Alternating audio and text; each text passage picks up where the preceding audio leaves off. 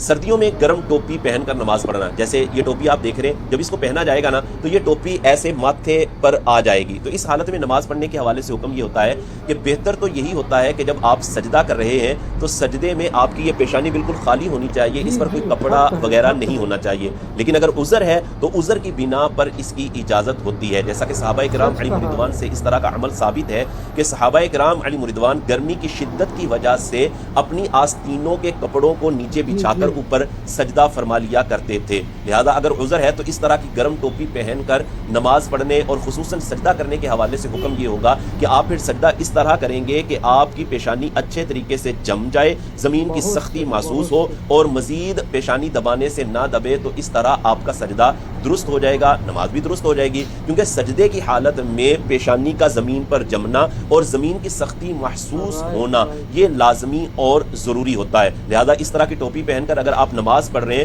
تو اس چیز کا آپ کو خیال رکھنا ضروری ہوگا کہ آپ پھر سجدہ اس طرح کریں گے کہ زمین کی سختی آپ کو محسوس ہونی چاہیے اور پیشانی مزید دبانے سے نہ دبے۔ پھر اس میں ایک مسئلہ یہ بھی ہوتا ہے، جیسے یہ ٹوپی فولڈ ہے، اس کو پہنا جائے گا نا تو اسی طرح ہی فولڈ کر کے پہنا جاتا ہے۔ بعض لوگ یہ پوچھ رہے ہوتے ہیں کیا اس سے کف ثوب یعنی کپڑے کا فولڈ کرنا جو کہ نماز کے اندر مکروہ تحریمی ہوتا ہے، کیا وہ تو لازم نہیں آئے گا؟ تو اس بارے میں یہ بات یاد رکھیں کہ وہ کپڑا کہ عرفاً یا عادتاً اس کو فولڈ کر کے ہی پہنا جاتا ہے، تو ایسے کپڑے کو اگر آپ پہنیں گے فولڈ کر کے کہ عرفاً اور عادتاً اس کو فولڈ کر کے ہی پہنا جاتا ہے، تو اس سے کف ثوب جو کہ نماز کے اندر مکروہ تحریمی ہوتا ہے وہ لازم نہیں آئے گا، آپ کی نماز بالکل درست ہو جائے گی۔ اسی طرح سردی کی وجہ سے بعض لوگ